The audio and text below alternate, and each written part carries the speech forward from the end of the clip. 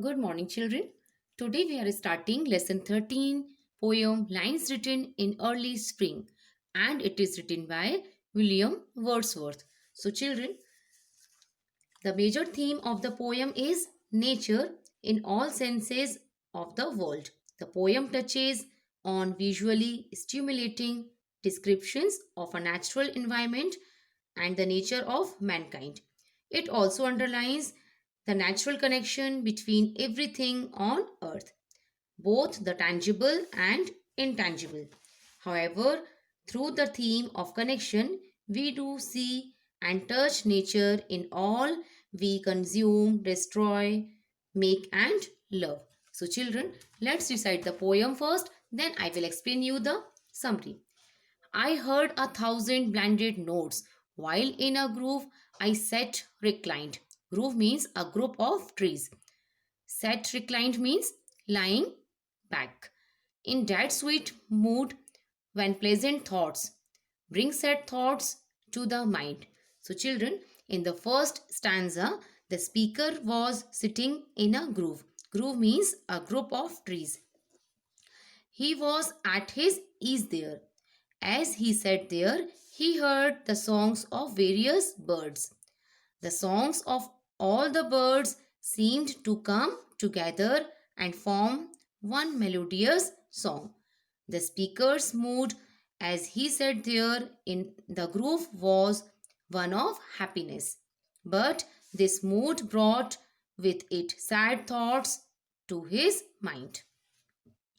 To her fair works did nature link the human soul that through me ran, and much it grieved my heart to think what man has made of man. Grieved means saddened.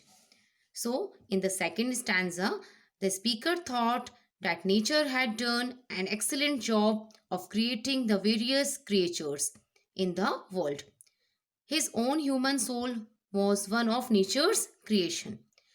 As he sat there in the lap of nature, the speaker felt as if his soul was linked to nature and her creations, and it was this link that caused him to feel great sorrow. He was thinking of how man has harmed other men. The speaker was referring to the way in which man has destroyed the world and made it an uncomfortable place for other humans to live in.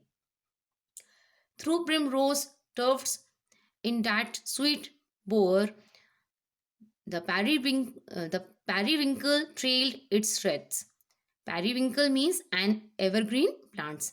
Trailed its wreaths means the wreaths of flowers that grew along the ground.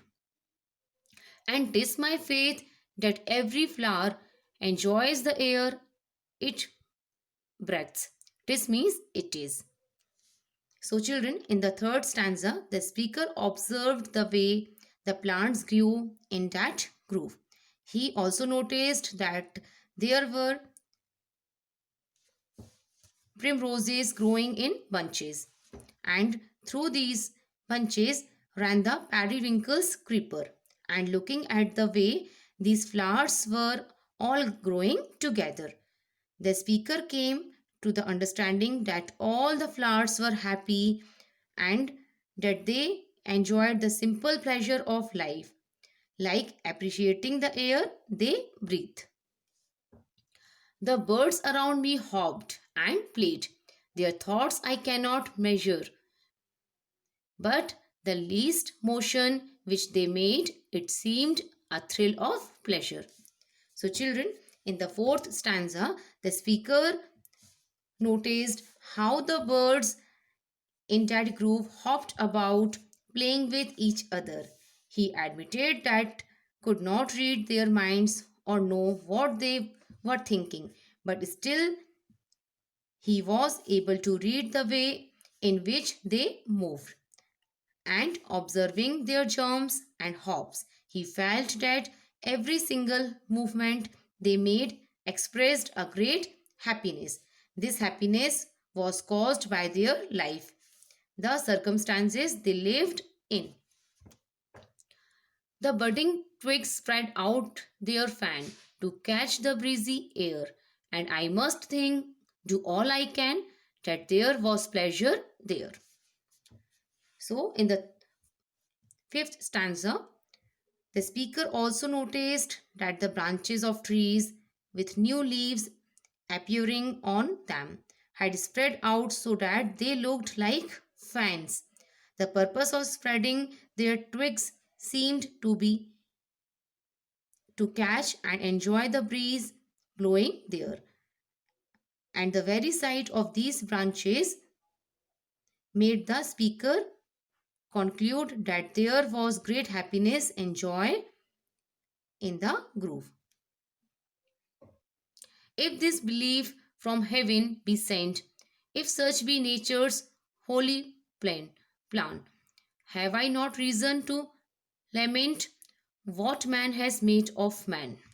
So, children, in the last stanza, the poet looked at the way the plants and the birds were so much in harmony with each other. The life of happiness and peace he realized was the way nature wanted people to live. And when he realized this, it made him feel that he had every reason to weep over the way in which man lived, making each other unhappy and uncomfortable. So, children, here our poem is completed. I hope that you all have understood it. Thank you.